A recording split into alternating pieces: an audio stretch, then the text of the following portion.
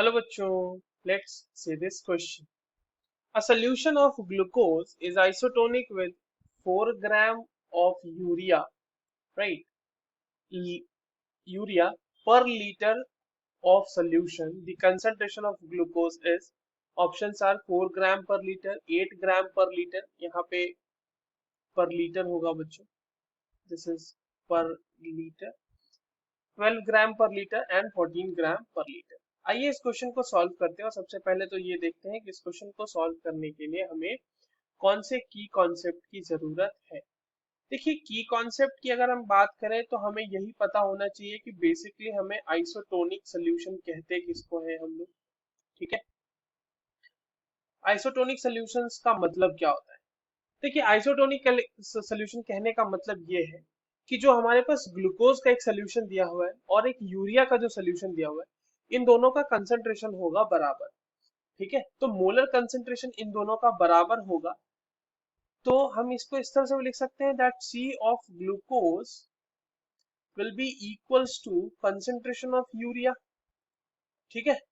और क्योंकि कंसंट्रेशन बराबर है तो दोनों का ऑस्मोटिक प्रेशर भी क्या होगा बराबर होगा दोनों के केसेस में जो भी ऑस्मोटिक प्रेशर आएगा.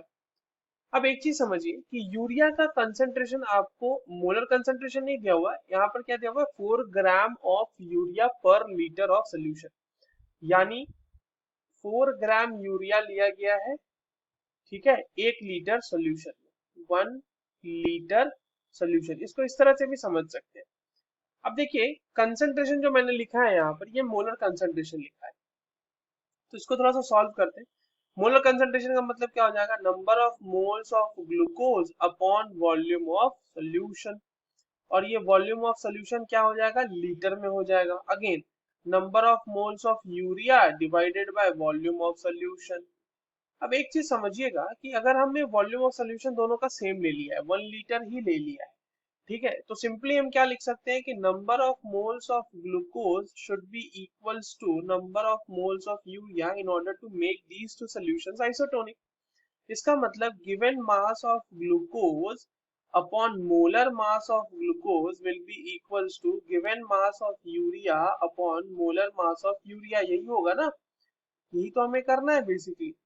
अब आप समझिए कि यहाँ पे ये अगर हमने फाइंड आउट कर लिया गिवन मास ऑफ ग्लूकोज तो हम उसको ग्राम पर लीटर में एक्सप्रेस कर सकते हैं उस कंसंट्रेशन को.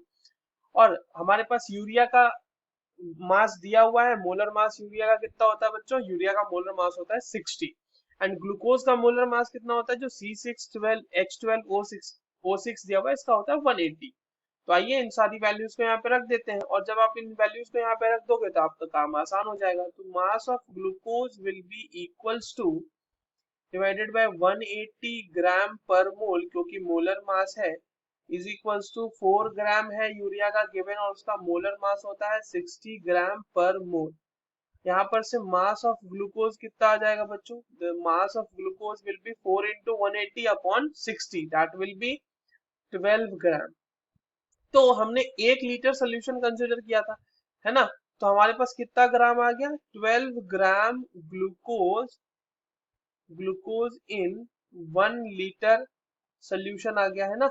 1 लीटर सोल्यूशन आ गया and it is isotonic with 4 gram per litre urea solution. तो कंसंट्रेशन कितना हो जाएगा ग्लूकोज का concentration can be written as 12 gram per litre. यही ग्राम पर लीटर में हमसे कंसंट्रेशन पूछा था. So the correct answer will be option number C. I hope you understood this well. All the very best.